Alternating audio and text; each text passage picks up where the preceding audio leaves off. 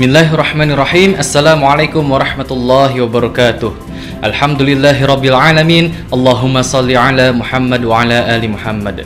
Pemirsa, salam jumpa kembali di program Kabar Petang KCN News edisi Jumat 17 September 2021. Seperti biasa, kami akan menemani Anda membahas dan menelaah hal paling menarik hari ini bersama narasumber yang berkompeten dan tentu dari sudut pandang Islam. Bersama saya Muhammad Fadilah Abdul Salam, inilah Kabar Petang selengkapnya.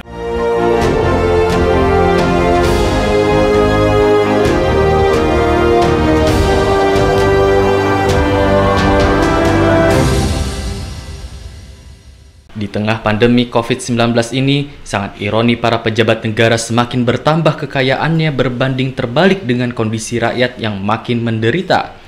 Para pejabat saat ini tengah mengalami masalah etika politik. Hal ini terlihat dari LHKPN para pejabat negara yang mengalami kenaikan jumlah harta kekayaan di tengah kondisi pandemi COVID-19 yang menyebabkan rakyat menderita. Memang tidak ada larangan pejabat menjadi orang kaya, terutama jika kekayaan itu diperoleh dari usaha atau bisnis di luar pekerjaannya sebagai pejabat negara. Rakyat boleh saja bertanya-tanya, bisnis apa yang digeluti para pejabat hingga bisa mendapat keuntungan miliaran rupiah dalam 1 tahun terakhir?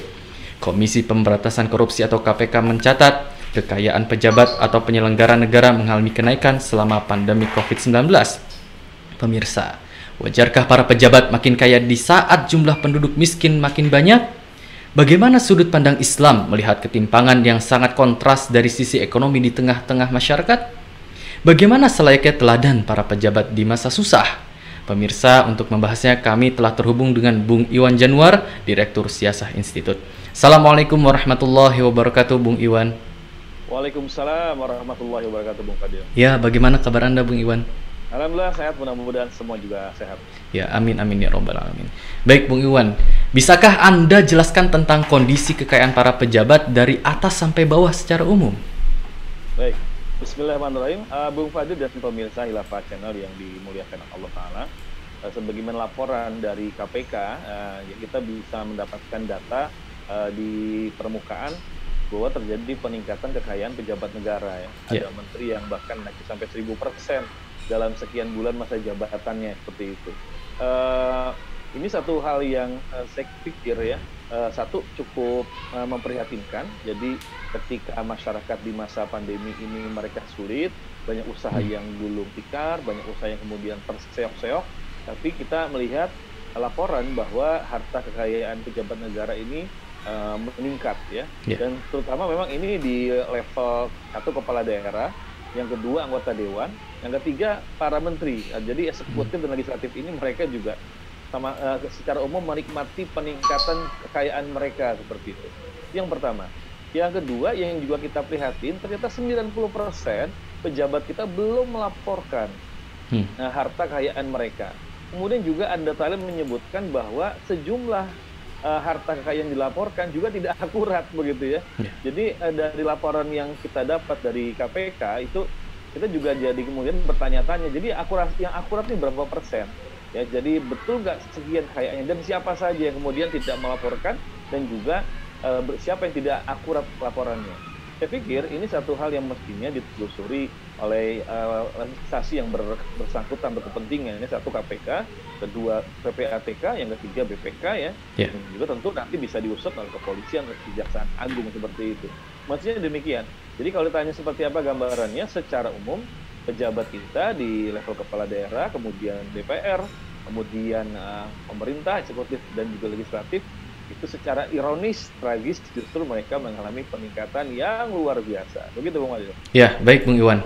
Hasil survei mencatat pandemi COVID-19 menjadikan orang kaya makin tajir dan orang miskin semakin susah. Wajarkah para pejabat makin kaya di saat jumlah penduduk miskin malah makin banyak, Bung Iwan? Iya, ini kan mesti kita pertanyakan. Dari mana mereka mendapat kekayaannya? Satu, kalau itu dari gaji mereka sebagai pejabat negara, menteri lah, katakan menteri atau anggota dewan, itu pasti bisa diukur, bisa dihitung. Berapa sih jumlah kekayaan mereka meningkatnya, itu bisa diukur. Artinya pasti itu kenaikannya itu akan kemudian stabil gitu ya. Yang kedua, mungkin usaha. Kalau punya usaha juga kan nanti ditelusuri usahanya apa. Dan kok usahanya bisa kemudian bisa bukan cuma bertahan, tapi bisa terus mendapatkan profit dari usaha mereka jalankan di tengah berbagai macam usaha itu mengalami tadi ya kondisi yang resesi seperti itu. Dan yang ketiga ini yang kita khawatirkan ya, yaitu adalah kita khawatir ada pendapatan ilegal yang masuk ke kas pejabat negara. Apakah itu nanti namanya komisi, gratifikasi, juga nauzubillah sampai nanti ada suap, riswah, segala macam. Jadi 3 hal ini memang yang saya pikir harusnya bisa ditelusuri oleh KPK, oleh BPK, oleh PPATK seperti itu. Jadi janganlah KPK melemparkan laporan, tapi kemudian tidak melakukan penelusuran seperti itu, ya. Untuk poin yang kedua saja tentang usaha, saya pikir sudah semestinya kemudian dipisahkan, ya. Dan kalau bisa pejabat ketika dia sudah menjadi menteri, menjadi anggota dewan, mestinya itu usaha dia tinggalkan dulu, dia serahkan kepada pihak lain, apakah keluarganya, dan kemudian di situ harus ada etika bahwa jangan sampai kemudian usahanya itu jalan dengan backingnya itu kemudian dia sebagai seorang pejabat negara. Ini kan masih banyak. Dan satu lagi, yang keempat ya, ada beberapa pos pejabat itu yang rangkap jabatan. Jadi ada kita baca, misalkan ada pejabat negara yang dia merangkap komisaris di beberapa BUMN. Nah, ini kan juga dahsyat luar biasa gitu. Kok bisa sampai rangkap jabatan? Ini saya pikir. Jadi itu Bung Fadil. Ya, baik Bung Iwan. Lalu apa saja ironi para pemimpin demokratis saat ini? Bagaimana sudut pandang Islam melihat ketimpangan yang sangat kontras dari sisi ekonomi di tengah-tengah masyarakat, Bung Iwan? Ya, mestinya para pejabat ini kalau mereka suka mengatakan Pancasila harga mati, kemudian juga merakyat, mestinya ada perasaan malu begitu ya. Malu, kemudian mereka mengajukan pemotongan gaji ya, atau mereka oke lah nggak dipotong, tapi limpahkan sekian puluh persennya kepada masyarakat, disumbangkan yang terdampak seperti itu. Mestinya ada itikat itu, mestinya ada action seperti itu. Kenapa? Untuk kemudian bisa merasakan penderitaan masyarakat. Tapi kalau sampai sekarang kan nggak ada, termasuk anggota dewan yang kita sempat heboh kemarin dengan cerita dari Krisdayanti misalnya, berapa pendapatan anggota dewan, harusnya kan malu begitu. Dan ketika malu kemudian tadi ada satu action untuk menunjukkan empati, memberikan bantuan, potong gaji sekian persen, sumbangkan langsung untuk keperluan penanganan pandemi, warga yang miskin yang terdampak dari krisis seperti itu. Harusnya begitu, tapi kan dilakukan. Nah, kalau dalam Islam, bahwa konsep kepemimpinan, khususnya para penguasa, yang disebut dengan sebagai sultan atau hukam, mereka itu kan adalah sebagai pelaksana syariat Islam untuk meriayah, jadi memelihara, mengatur urusan rakyat. Nah, jadi mereka memang di situ sebagai porosnya itu adalah melaksanakan syariat Islam dan memberikan servis kepada rakyat. Sehingga ketika terjadi krisis seperti ini, nah mereka itu ada di garis paling depan untuk merasakan dan turun langsung menangani krisis yang dihadapi oleh warga. Termasuk apa? Mereka harus punya tadi ya, kemudian pemikiran Islami, akhlak yang luhur untuk tadi yang mengurangi penghasilan mereka atau menyumbangkan penghasilan mereka untuk membantu yang terdampak. Dan itu dibuktikan ketika di masa Khalifah Umar bin Khattab radhiyallahu, beliau tidak mau makan yang enak ketika terjadi yang namanya Ramadan ya. Jadi masa paceklik, masa kesulitan selama 9 bulan Khalifah Umar jangankan meminta kenaikan gaji, beliau bahkan tidak mau makan roti yang enak, minyak samin, bahkan tidak mau minum susu karena harus merasakan kondisi masyarakat. Demikian. Ya, baik Bung Iwan. Bagaimana selayaknya teladan para pejabat di masa susah saat ini, Bung Iwan? Iya, tadi sudah saya sampaikan bahwasanya harusnya mereka kemudian punya rasa malu, minta maaf kepada publik, gitu ya, minta maaf pada publik karena mereka masih menikmati berbagai macam fasilitas dari negara yang itu sebetulnya hak rakyat.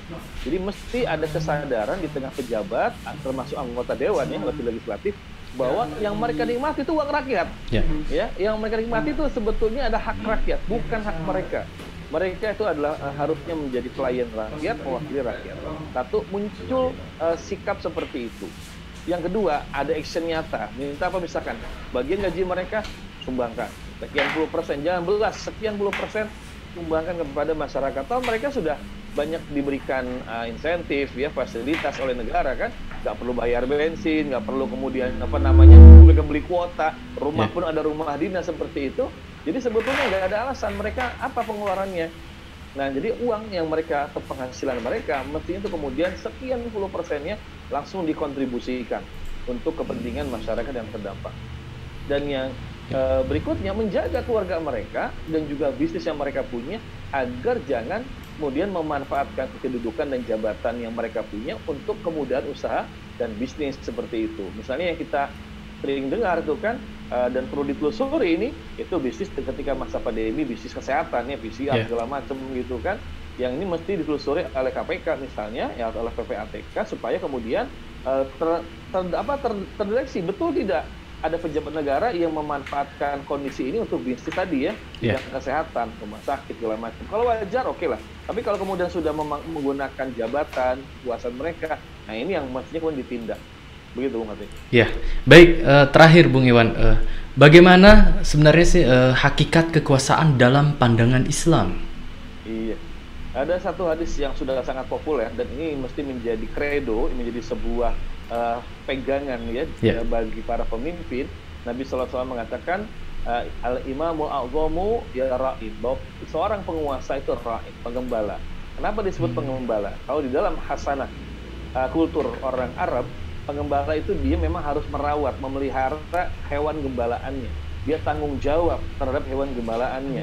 Nah, kadang dia di depan, kadang di belakang mengawasi hewan gembalaannya, jangan sampai jatuh ke jurang, diterkam hewan buas, dan juga jangan sampai merusak halaman orang, dan diberikan makan yang terbaik, minum yang juga bagus seperti itu. Nah, Nabi memberikan satu gambaran bahwa pemimpin itu ra'id, penggembala. Dia harus merawat, memelihara urusan umatnya. Jangan sampai kemudian rakyatnya itu terdampak, krisis, ya, bahkan nggak bisa di sekolah. Banyak kita baca yang kemudian hilang rumahnya, hilang usahanya, nggak bisa sekolah anaknya seperti itu. Nah, disitulah pemimpin harus menunjukkan dedikasinya kepada agama, kepada umat dengan meriayah memelihara urusan umat dengan cara menerapkan syariat Islam kepada mereka, menunaikan hak-hak mereka dan sesuai dengan ketentuan agama. Itu yang menjadi pilar dan juga kredo dari kepemimpinan dalam Islam, Pak Fadil. Iya. Baik, terima kasih Bung Iwan Januar, Direktur Siasah Institut telah bergabung pada program Kabar Petang kali ini. Assalamualaikum warahmatullahi wabarakatuh, Bung Iwan. Waalaikumsalam warahmatullahi wabarakatuh. Pemirsa Kabar Petang, semoga Anda mendapatkan banyak manfaat dari acara kami. Sampai bertemu lagi di jam dan channel yang sama setiap hari. Jangan lupa untuk like, subscribe, dan klik lonceng untuk mendapatkan notifikasi dari KC News. Akhirnya saya Muhammad Fadilah Abdul Salam bersama kru yang bertugas undur diri. Tetap sehat, tetap semangat, dan tetap taat. Wassalamualaikum warahmatullahi wabarakatuh.